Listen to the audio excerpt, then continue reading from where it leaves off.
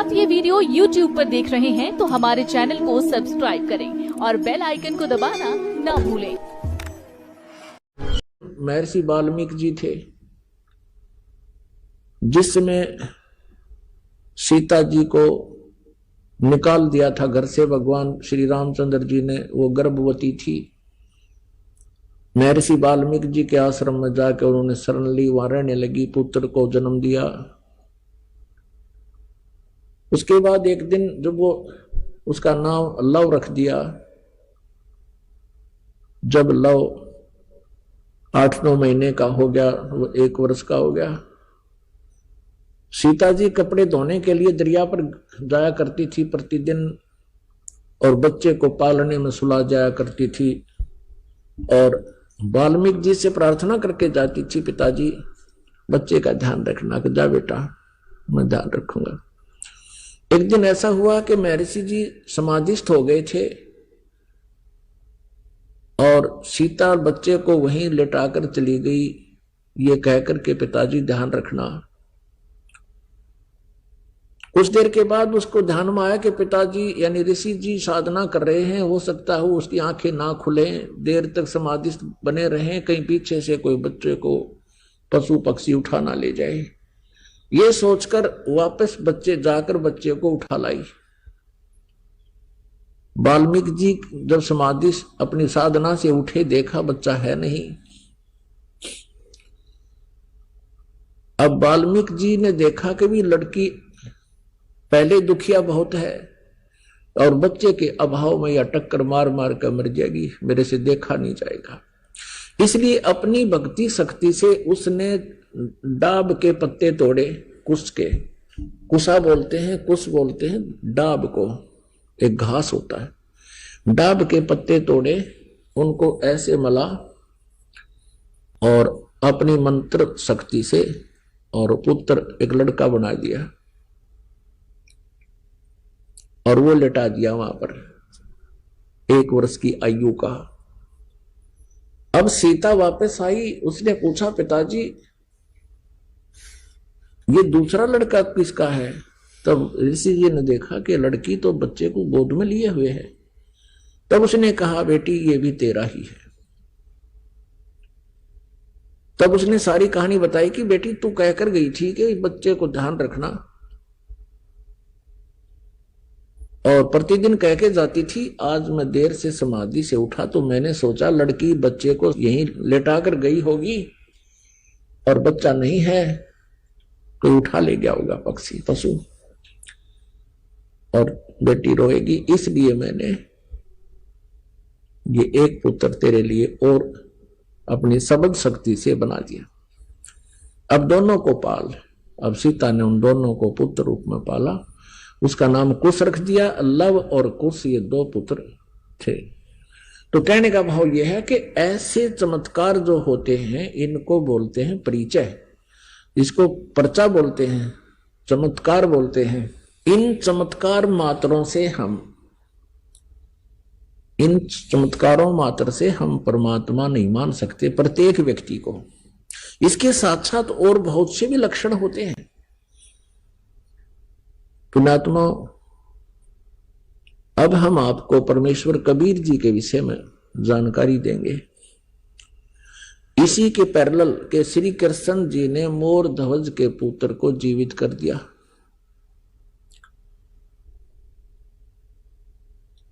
ताम्रध्वज को, लेकिन अभिमन्यु को जीवित नहीं कर सके। एक सम्मन नाम का मनियार था। मनियार कहते हैं जो चूड़ी बेचा करते गांव गांव में, कांच की चूड़ियां होती थी। गांव गांव में नगर नगर में जाके वो बहनों को, माताओं को चूड़ियां पहनाया करते थे। एक दिन उन्होंने सत्संग सुन लिया परमेश्वर कबीर देव जी का, भगवान का उपदेश ले लिया। कबीर परमेश्वर जी से उपदेश ले लिया था। सम्मन जी के घर में 3 सदस्य थे कुल। स्वयं सम्मन, पुत्र सेऊ, जिसको शिव कहते हैं वैसे सेऊ कहने लगे थे, और उनकी पत्नी का नाम नेक्की था। नेक्की। उपदेश लेकर के, ज्ञान से परिचित होकर के बड़ी श्रद्धा से भगवान की भक्ति किया करते थे। नेकी और सम्मान दोनों चूड़ियां पहनाने का कार्य किया करते थे। और परमात्मा कबीर परमेश्वर जी ने बहुत सी ऐसी लीलाएं चमत्कार कर रखे थे।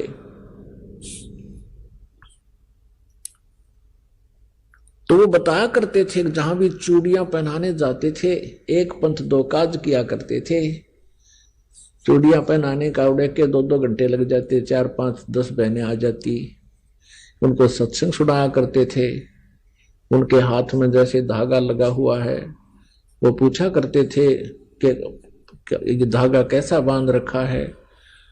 तो बताते थे कि हमने ऐसे गुरु बना लिया है, हमारे गुरु जी हैं। तो पुण्यात्माएं होती थी, परमात्मा की चर्चा सुनाना शुरू कर देते थे। सम्मान और नेकी अपने अपने स्थानों पर जहां जहां वो सेवा करने जाते थे, चूड़ियों बेचने की, पहनाने की। वो कहा करते थे कि हमारे भगवान कबीर साहिब हैं, वो पूर्ण परमात्मा हैं, स्वयं सर्व सृष्टि रचनहार स्वयं ही आए हुए हैं पृथ्वी पर है। और बताया करते थे कि उन्होंने सिकंदर लोधी राजा की, दिल्ली के बादशाह के जलन के रोग को ठीक कर दिया, किसी से भी नहीं हुआ था। एक गाय मार दी थी तलवार से सिकंदर लोधी ने कि मेरे सामने जीवित करके दिखा दे, जब जानो तो अल्लाह की जात है। तो हमारे कबीर परमेश्वर जी ने वो मरी हुई गाय उन सब हजारों व्यक्तियों के, दर्शकों के सामने जीवित कर दी थी। बच्चा और गर्भ में था, दोनों मां पुत्रों का 4 हिस्से हो गए थे। परमात्मा ने 2 थपकी, एक थपकी लगाई थी आशीर्वाद भरी, और दोनों जीवित हो गए थे और दूध की बाल्टी भर दी। गाय और बच्चे को जीवित करके महर्षि रामानंद जी, परम पूज्य परमेश्वर कबीर जी के मुंह बोले वैसे औपचारिक गुरु थे। सिकंदर लोधी ने उनकी गर्दन काट दी थी रामानंद जी की, और उनका प्रारब्ध परमात्मा कबीर जी ने बताया था कि ये प्रारब्ध ऐसा ही है। रामानंद जी की मृत्यु सिकंदर लोधी से ही होनी थी। उसके बाद परमात्मा ने रामानंद जी को जीवित कर दिया और आगे अपनी कृपा से उसका आयु बख्श दी। ऐसी ऐसी कथाएं सुनाया करते थे। एक शारदा नाम की ब्राह्मणी थी, उसने परमात्मा कबीर जी से उपदेश लिया था। उसका ऐसा रोग जो प्रारब्ध में लिखा था वो ठीक कर दिया। बड़े पहुंचे हुए परमात्मा संत हैं हमारे गुरु जी। ऐसे ऐसे वो कथाएं सुनाया करते थे। अब नगर के लोग, अब क्या होता था कि वो बहनें वो विचार सुन के जाती थी, वो अपने पतियों के सामने बताती थी कि ऐसे ऐसे एक मनियार आया था, एक मनियारी आई थी और ऐसे ऐसे बता रही थी। तो उनके पति कहते थे ये सब झूठ बोलते हैं, ये संत पाखंडी होते हैं, भोली आत्माओं को अपने चुंगल में फंसा रखा है। यदि इनके गुरु ऐसे पहुंचे हुए हैं तो इनको धनी क्यों ना बना देते। ये इनके पास ना ढंग से कोई मकान है, ना इनके पास ढंग से कपड़े हैं, हैंड टू माउथ ये जी रहे हैं, इनको क्यों नहीं धनी बना देते। अब बहनें जो वहां ज्ञान सुनकर जाती थी अपने पिता की, अपने पति के इस तर्क से, फिर वो ये भी कहने लग जाती थी। तो ऐसे दूसरी बार वहां चर्चा होती थी उन मनियार और मनियारी के द्वारा, तो वो ये तर्क देते थे कि भी तुम बात तो करते हो बड़ी बड़ी, लेकिन तुम स्वयं भूखे मर रहे हो। कभी तो आटा उधारा ले जाते हो, कभी कुछ उधारा ले जाते हो, तुम्हें क्यों नहीं सेठ बना देता तुम्हारा गुरु। तो वो क्या कहते थे कि हम भगवान से मोक्ष मांगते हैं, हम यहां का धन नहीं मांगते। तो वो कहते हैं मोक्ष तो बाद की बात है, पहले तो रोटी भी तो चाहिए। तो इनके जो के संसार के विचारों में और भगत के विचारों में, जगत के विचारों में, भगत के विचारों में बहुत भिन्नता होती है। और इसी कारण से तालमेल नहीं बनता, विरोध बना रहता है। अपुण्यात्माओं, अब परमात्मा की कई लीलाएं बतानी पड़ेंगी इसमें। एक समय एक शेख तकी नाम का सिकंदर लोधी दिल्ली के बादशाह का गुरु था, धार्मिक गुरु था। और जब उसको ये पता चला कि सिकंदर लोधी के जलन का रोग कबीर जी ने ठीक कर दिया, परमेश्वर कबीर जी ने, और सिकंदर लोधी ने बताया कि मैंने अपने हाथों से अपनी तलवार से स्वामी रामानंद जी को मार दिया था, कत्ल कर दिया था, उसका धड़ से अलग कर दी थी उनकी जो है गर्दन, और कबीर जी ने जीवित कर दिया। इस चीज को देख करके शेख तकी के मन में बहुत ईर्षा होगी कबीर जी के प्रति, कि ये इतना प्रभाव जमा बैठा है राजा के दिल में, अब मेरी दाल गलेगी नहीं।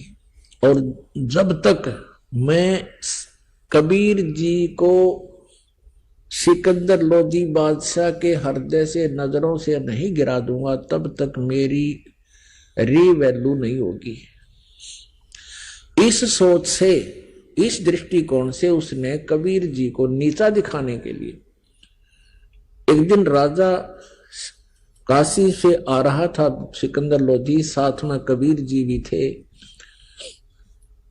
और शेख तकी भी थी। बनारस से दिल्ली लौटते समय एक दरिया के किनारे रात्रि में पड़ाव कर लिया था।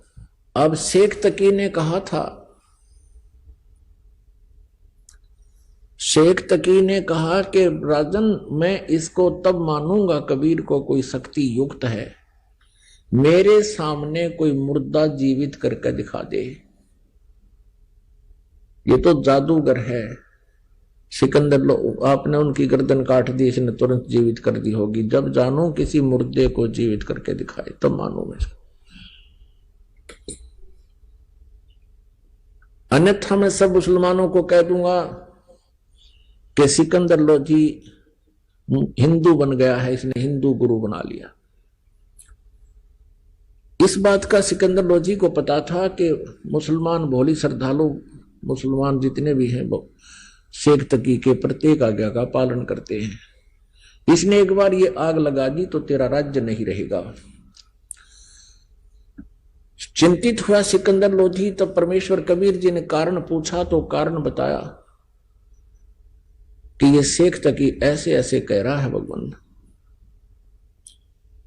और ये सचमुच वहां दिल्ली में जाकर आग लगा देगा, सब मुसलमानों को मेरे विरोधी कर देगा, मेरे राज्य को खतरा हो जाएगा, मैं इसलिए चिंतित हूं। ये कहता है कि एक मुर्दा कोई जीवित करे कबीर तब मैं मानू। कबीर साहब ने कहा कि उसको कह दो कि एक मुर्दा ढूंढ लाओ कोई। अब कहने का भाव यह है पुण्यात्माओं के मालिक की रजा, क्योंकि वो अपने भक्त को टेंशन युक्त नहीं रहने देते कबीर परमेश्वर। सिकंदर लोधी को अत्यंत टेंशन होगी थी कि ये तो बात बिगड़गी, यो नहीं मानना किसी तरह भी। बहुत कुछ समझाया था कि पीर जी देखो मेरे क्या हालत थी, मैं कितना दुखी था, जलन का रोग मुझे लगा हुआ था और मैं स्वस्थ हो गया। आप जी ने सब जंतर मंत्र कर लिए थे, सब वैद्यों को आपने बुला लिया था, मैं फिर भी स्वस्थ नहीं हुआ था। कबीर जी के आशीर्वाद मात्र से मैं स्वस्थ हो गया। अब मैं इसको कैसे हृदय से उतार दूं। शेख तकी की तो दूनी भौंट सुकड़गी, उनकी त्योड़ी पड़गी। ठीक है, तो इसी को मान ले, अपना गुरु मान ले इसको, मैं कह दूंगा मुसलमानों को। अब इतनी टेंशन होगी राजा को कि भाई बात बिगड़गी। तो परमेश्वर ने कहा कि चलो। उसी समय लीला हुई। वो तो कहते सोचल छिद्र मैं करूं अपने जन के काज, ऐसी हुई रजा दाता की कि कुछ कबीले ऐसे हैं वो न तो जमीन में गाड़ते मुर्दे को, न सहा करते, अग्नि में नहीं जलाते। वो क्या करते हैं, वो जल प्रवाह कर देते हैं। एक घास फूस का एक फ्लोटिंग बना करके एक बेड़ा सा तैरने वाला, लकड़ियों का सूखा, और उसके ऊपर लिटा देते हैं सुसज्जित कपड़े कुपड़े साफ उनको उड़ाकर और एक दीपक प्रज्वलित कर देते हैं और दरिया में अपने रीति रिवाज से उसको प्रवाह कर देते हैं।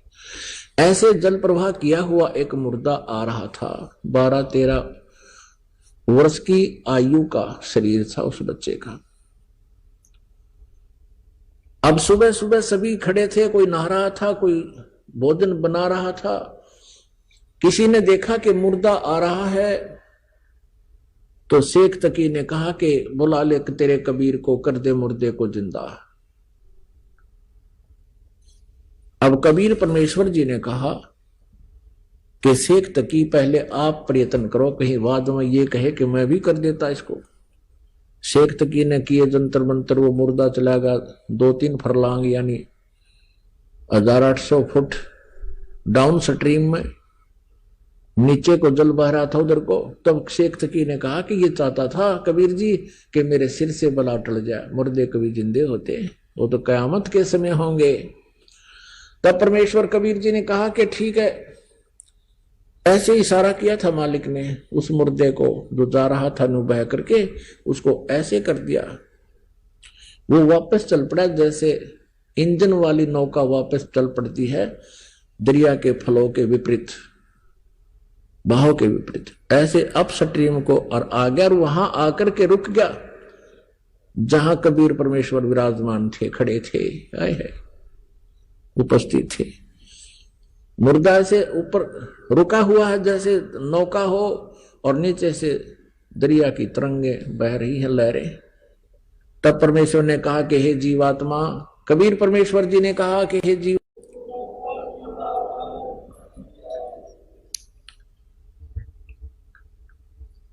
अब सभी ने उपस्थित व्यक्तियों ने कहा, क्योंकि सैकड़ों की संख्या में, हजारों की संख्या में अंगरक्षक सैनिक थे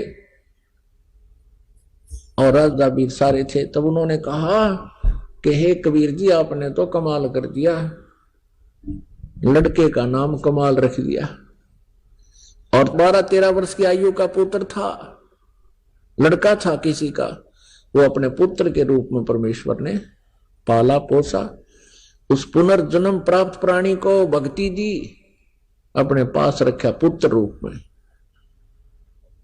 ऐसे ही शेख तकी ने एक दिन कहा, भाई ये तो नहीं बात बनी, ये तो इसका तो जो नजरों से नहीं गिरा राजा के, तो उसने स्कीम बनाई अपने मुसलमानों से, सबसे मिलकर कहा कि भाई ये जादू जंतर करता है और लड़का जो जल प्रवाह कर दिया गया था वो जीवित था, वो सदमे में था, और सदमे वाले कोई जादू जंतर करने वाले जीवित कर ही देते हैं। भाई इसको हम तब मानेंगे ये अल्लाह की जात है, इसमें कोई शक्ति है। मेरी पुत्री जो कब्र में दबा रखी है, शेख तकी पीर की पुत्री, कुछ दिन मरे हो गए थे उसको और वो कब्र में दबा रखी थी, महीने या 20 दिन या जीते 2 महीने की 6 महीने थी। और कहने लगा जब जानो मैं इसको, मेरी बेटी को जीवित करके दिखा दे। फिर वही समस्या पैदा करती। सिकंदर लोधी फिर टेंशन में। कबीर परमेश्वर ने कहा कि टेंशन ना करो राजन, कह दो इसको, शेख तकी को कह दो कि मुनादी करवा दे, आसपास अनाउंसमेंट करवा दे कि आज से तीसरे दिन वो लड़की जीवित की जाएगी जो कब्र में दबी हुई। सब जगह डंडोरा मुनिवाद करवा दी, डंडोरा पटवा दिया, मुनादी करवा दी, अनाउंसमेंट करवा दी। कई हजार व्यक्ति आकर इकट्ठे हो गए उस निश्चित दिन को। कब्र फुड़वा दी, बच्चे का शरीर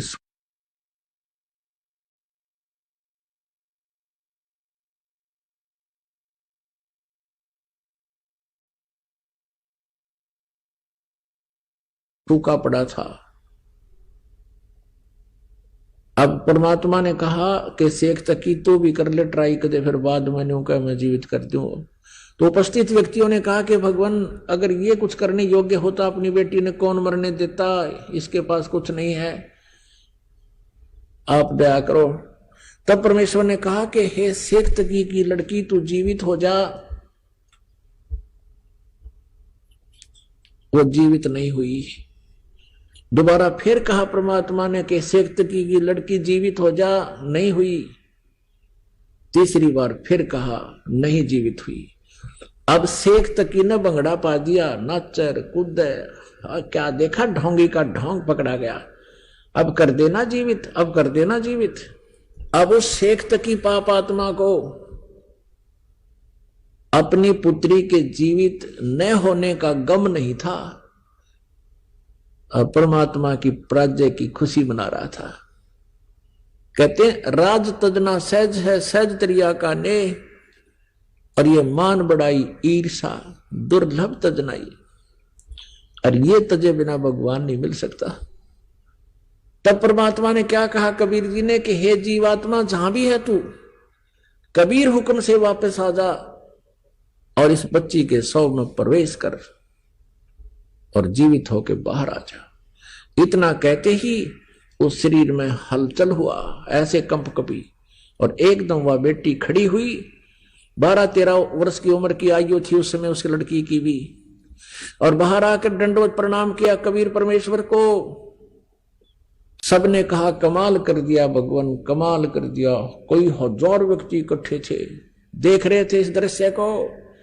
कमाल कर दिया, कमाल कर दिया। लड़की का नाम कमाली रख दिया, अपनी बेटी के रूप में अपने पास रखा।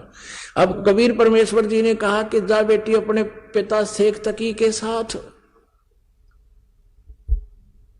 तब लड़की ने 1.5 घंटा तक प्रवचन किए कि मेरा और शेख तकी जी का जितना संबंध था पुत्री और पिता का, वो समाप्त हो चुका था। मेरी आयु मनुष्य की शेष नहीं थी। अब उस लड़की ने कहा कि हे श्रोताओ, ये पूर्ण परमात्मा है, ये कबीर अल्लाह है, ये अल्लाहु अकबर है, ये स्वयं उतरे हैं। अपने पिछले जन्म की कई कहानी सुनाई कि पहले जन्म में मैं एक राबिया नाम की लड़की थी, ये परमात्मा मुझे वहां भी मिले थे।